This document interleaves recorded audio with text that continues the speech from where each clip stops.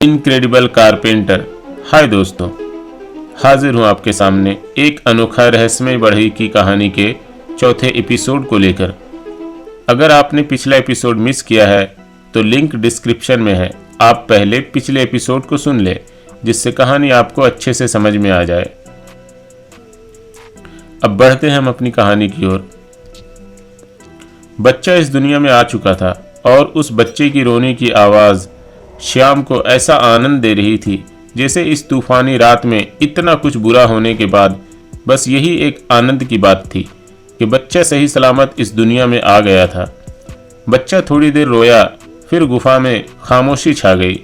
खामोशी छाते ही श्याम का दिल जोर जोर से धड़कने लगा। बच्चे की आवाज़ आनी बंद क्यों हो गई? कहीं उस चुड़ैल ने मेरे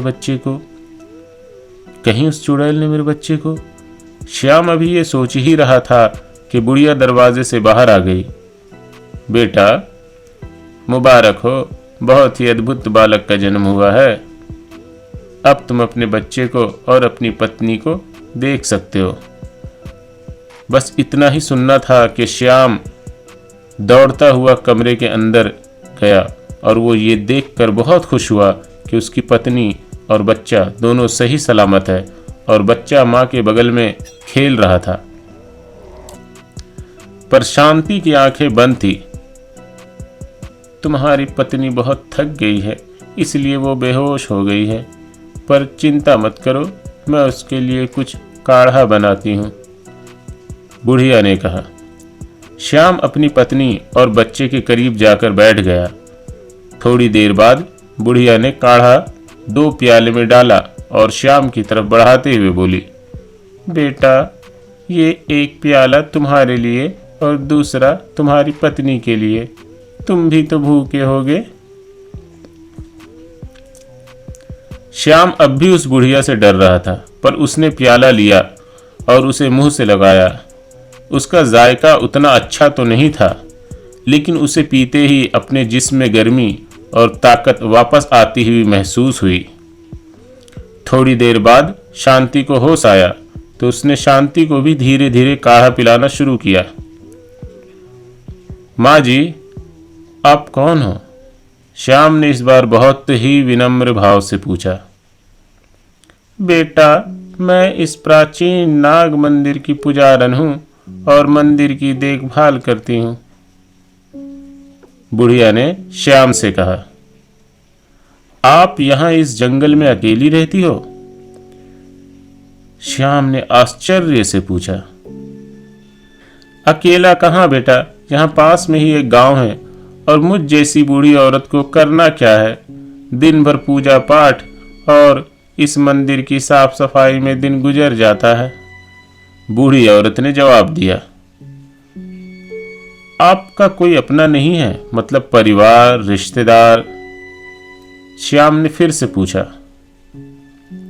सब थे बेटा, पर अब सिर्फ मैं ही बची हूं और इंतजार कर रही हूं अपनों से मिलने का, बूढ़ी औरत ने बड़ी ही लंबी आह भरते हुए कहा। बेटा, अपने इस अद्भुत बालक का नाम क्या रखोगे? कुछ सोचा है? बूढ़ी औरत ने श्याम से पूछा। नहीं माँ जी, अभी सोचा नहीं, पर आप मेरे बालक को बार बार अद्भुत क्यों बोल रहे हैं? श्याम ने बड़ी ही आश्चर्य से पूछा। बेटा, तुम्हारा बालक बहुत ही अद्भुत और अनोखा है, क्योंकि आज जिस वक्त वो पैदा हुआ है उस वक्त ग्रह और नक्षत्र के जो योग बने हैं वो योग बहुत ही अद्भुत और अनोखा है। ऐसा योग लाखों साल में एक बार ही बनता है, इसलिए तुम्हारा बच्चा अद्भुत है। ये आम बच्चों की तरह बिल्कुल ना होगा। एक तो ये ग्रहों का योग, दूसरा इसके पैदा होने का स्थान यानी ये प्राचीन मंदिर, ये सब चीजें इसे अद्भुत और अनोखा बनाती हैं। बुढ़िया बोलती गई और श्याम चुपचाप सुन रहा था। माँ जी, मैं अब भी आपकी बात ठीक से नहीं समझा। ठीक है, ये खास युग में पैदा हुआ, एक खास प्राचीन नाग मंदिर में पैदा हुआ, पर इन सब का क्या मतलब है? इससे ये बच्चा अद्भुत कैसे हो गया? श्याम ने फिर से आश्चर्य में पूछा। इस पर बुढ़िया कहती है, बेटा, इसका अद्भुत होना तुम्हें वक्त के साथ साथ पता चल जाएगा। पर इतना बोलते ही बुढ़िया चुप हो गई। पर क्या माँ जी? श्याम ने बूढ़ी औरत से पूछा, बड़े ही उत्सुकता से पूछा।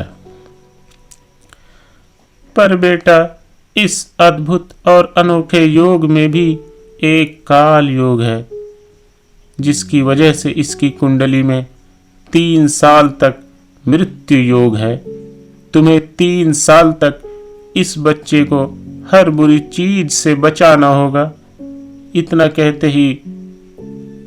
कहते ही वो बूढ़ी औरत बगल के कमरे में जाती है और जब वापस आती है तो उसके हाथ में एक पिंजरा होता है, जिसके अंदर एक जंगली पक्षी थी। श्याम उस पिंजरे को देखता है।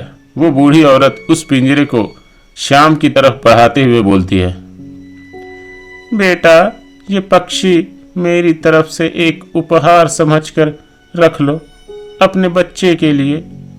और जैसे अपने बच्चे की हिफाजत तुम्हें करनी है, वैसे ही तुम्हें इस पक्षी की हिफाजत करनी है 3 साल तक। और जब कभी तुम्हें लगे कि तुम्हारा बच्चा बहुत मुसीबत में है और उम्मीद की कोई किरण नहीं, तुम इस पक्षी को आजाद कर देना। इतना कहकर वो पिंजरा श्याम के हाथ में दे देती है।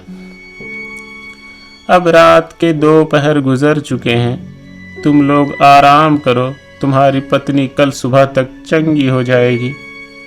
ये कहकर बूढ़ी औरत बगल के कमरे में जाने लगी। और खबरदार, मेरे कमरे में मत झांकना, सुबह होते ही यहाँ से निकल जाना, मेरे बाहर आने का इंतजार ना करना। हो सकता है मैं उस वक्त साधना में लीन रहूं। वो बूढ़ी औरत इस बार चेतावनी भरे अंदाज में कहती है। श्याम की इतनी हिम्मत भी नहीं हुई कि वो उससे अब कुछ कहता। वो बस खामोश होकर उसकी बात सुनता रहा। लेकिन इंसान बड़ा अजीब प्राणी है। आप उसे जिस काम के लिए मना करेंगे, इंसान वही काम करना चाहता है। रात भर श्याम को नींद नहीं आई। वो रात भर बस यही सोचता रहा कि बगल के कमरे में झांकने के लिए क्यों मना किया गया है। आखिर क्या बात है बगल के कमरे में? अगर श्याम अकेला होता तो शायद वो अंदर झांकने का जोखिम लेता, पर उसके साथ में उसकी पत्नी और अभी जन्मा एक बच्चा था। इसलिए महज एक जिज्ञासा के लिए अपनी पत्नी और बच्चे की जान जोखिम में नहीं डालना चाहता था।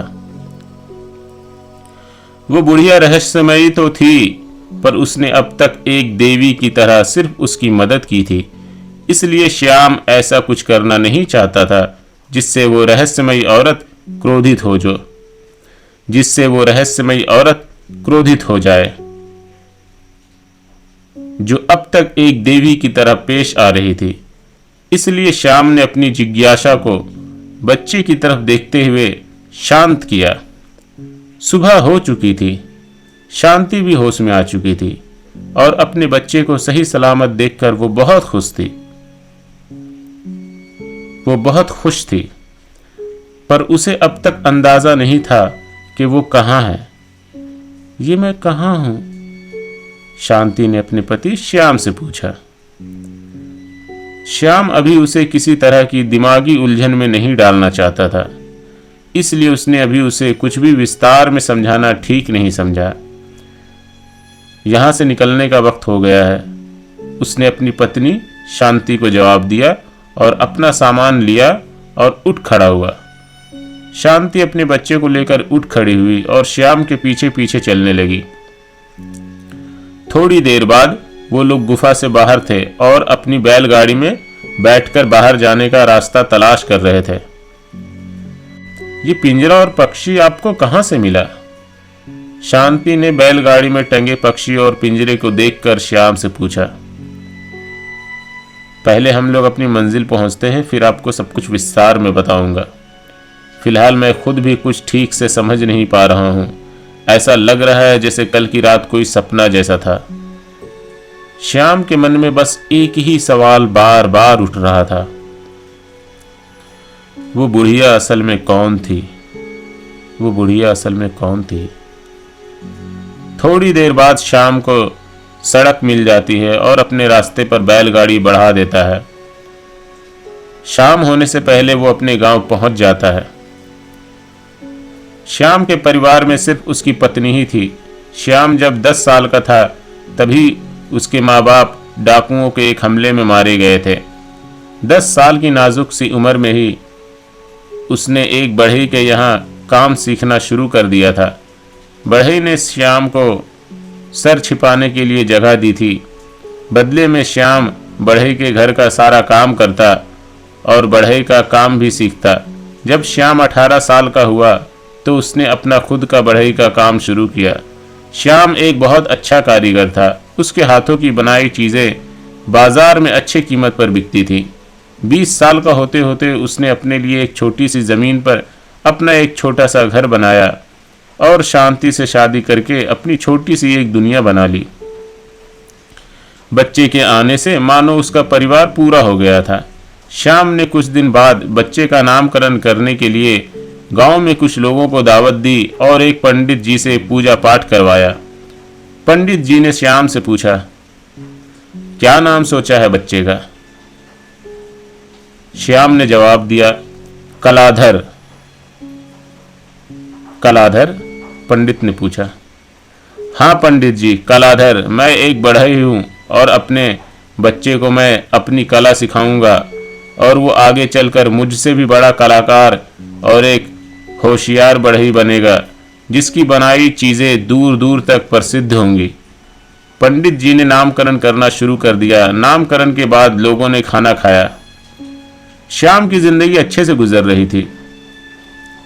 उसका काम भी अच्छा चल रहा था। वो अपने बच्चे कलाधर और पत्नी शांति के साथ बहुत खुश था। पर श्याम कभी कभी बेचैन हो जाता। उसे अक्सर सपने में वो बुढ़िया दिखती थी। उस घटना की याद आते ही श्याम बेचैन हो जाता और उस बुढ़िया की बातें याद आने लगती और फिर उसे अपने बच्चे की चिंता सताने लगती। उस बुढ़िया ने कहा था कि कलाधर जिस नक्षत्र में पैदा हुआ उस नक्षत्र में पैदा होने वाला बच्चा ज्यादा सालों तक जिंदा नहीं रह पाते हैं। बस यही बात श्याम को हर पल परेशान करती थी। कलाधर कभी कभी बहुत बीमार पड़ जाता और कई दिनों तक उसे होश नहीं आता। कलाधर 3 साल का था जब उसकी तबीयत बहुत ज्यादा खराब हो गई थी। कलाधर को बहुत तेज बुखार हुआ था। कलाधर लगातार 2 हफ्ते से बुखार से तप रहा था। श्याम गांव के सबसे अच्छे वैद्य से अपने बेटे का इलाज करवा रहा था, पर वैद्य जी की कोई दवा काम नहीं आ रही थी। कलाधर 4 दिनों से लगातार बेहोश था। उसकी तबीयत बहुत ज्यादा खराब थी। शांति बार बार अपने बच्चे को देखती और रोने लगती। अपने बच्चे की ऐसी हालत उससे देखी नहीं जा रही थी। मुझे माफ करना बेटे, अब मेरे हाथ में कुछ भी नहीं है, वैद्य ने श्याम को अपनी लाचारी बयान करते हुए कहा और ये कहते हुए वैद्य जी वहां से चले गए। श्याम अपने बच्चे की हालत देखकर बहुत फिक्रमंद था, पर वो करे तो करे क्या, ये सोच नहीं पा रहा था। पिछले कई दिनों से श्याम भी ठीक से सोया नहीं था। वैद्य जी के जाते ही वो अपने बेटे के बगल में लेट गया और थोड़ी देर में उसकी आंख लग गई। बेवकूफ इंसान, तू भूल गया क्या कहा था मैंने तुझे पक्षी देते हुए? उसकी आंख अभी लगे हुए 10 मिनट भी नहीं गुजरे थे कि वो एक सपने को देखकर चौंकते हुए उठ बैठा, जैसे उसे सोते हुए किसी ने झिंझोड़ कर उठा दिया हो। श्याम की आंख लगते ही प्राचीन मंदिर वाली बुढ़िया आज फिर उसके सपने में आई थी। वैसे श्याम के सपने में वो बुढ़िया अक्सर आती थी, पर प्राचीन मंदिर वाली बुढ़िया श्याम के सपने में इस बार 6 महीने बाद आई थी और इस बार सपना हर बार से अलग था। बूढ़ी औरत श्याम को सपने में उस रात की याद दिलाती है जब बुढ़िया ने श्याम को पक्षी देते हुए कहा था। श्याम अपने बच्चे की चिंता में इतना डूब गया था कि वो भूल ही गया था कि बुढ़िया ने उसे क्या कहा था। उसे अचानक वो पक्षी याद आती है और बरामदे में जाता है जहां पक्षी पिंजरे में कैद थी। हाय दोस्तों, कहानी आपको कैसी लग रही है नीचे कमेंट करके ज़रूर बताइए। क्या आप इसके नेक्स्ट एपिसोड के लिए एक्साइटेड हो? दोस्तों, चैनल अभी बिल्कुल नया है, इसलिए हमें आपके प्यार और सपोर्ट की बहुत ज़रूरत है। इसलिए चैनल को सब्सक्राइब करें, लाइक करें और अपने उन दोस्तों में शेयर करें जिन्हें कहानियाँ सुनना पसंद है। मैं हूँ आपका दोस्त और होस्ट सोलराब। थैंक यू दोस्तों।